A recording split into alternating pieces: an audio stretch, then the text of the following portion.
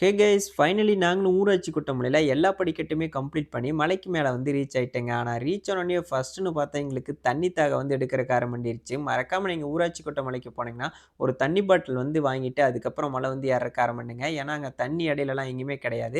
அதனால் ஒரு தண்ணி பாட்டில் வந்து வாங்கிக்கங்க. அப்படி இல்லைனா வீட்டிலேருந்து கொண்டு போயிட்டு அதுக்கப்புறம் மலை வந்து ஏறக்கு ஸ்டார்ட் பண்ணுங்க. பார்க்கறதுக்கு கீழே இருந்து பார்க்குறப்ப நானும் எங்கள் மாம்சும் டைலாக் நல்லா தான் பேசிக்கிட்டு வந்துட்டு இருந்தோம். சின்ன மலை ஏதாவது மாம்சம் இருக்கு சீக்கிரம் ஏறலான்னு சொல்லிட்டு. ஆனால் இங்கே வந்து பார்த்ததுக்கப்புறம் தாங்க எங்களுக்கு தெரிஞ்சுது மலை பயங்கரமான மலையா இருக்கு. மலை எல்லாமே ஏறி முடிச்சு அப்படியே கோயில சுத்தி வந்தோனே ஃபர்ஸ்ட்டா கோயிலுக்கு போற என்ட்ரன்ஸ்ல விநாயகர் சிலை வந்து வச்சிருப்பாங்க. விநாயகரை கும்பிட்டு முடிச்சுட்டு அடுத்தா நம்ம மலையின் நடுவில வேதகிரீஸ்வரரும் மலையின் உச்சியில வந்து வேதநாராயண பெருமாள் தாங்க இந்த கோயில் வந்து அமைஞ்சிருக்காங்க. சரி நாம இங்க அமைஞ்சிருக்க பெருமாள் மற்றும் வேதகிரீஸ்வரரை வந்து பார்க்க போலாமா?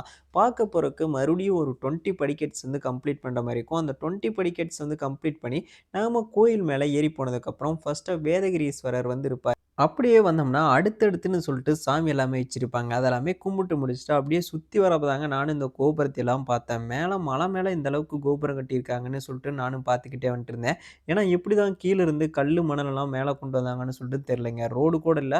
அந்த அளவுக்கு கொண்டு வந்து மேல இந்த மாரி கோயில் கட்டியிருக்காங்கன்னு சொல்லிட்டு நாங்களும் பார்த்துக்கிட்டே வந்துட்டுருந்தோம். அப்புறம் அடுத்து பெருமாள் கோயிலுக்கு வந்தாச்சுங்க.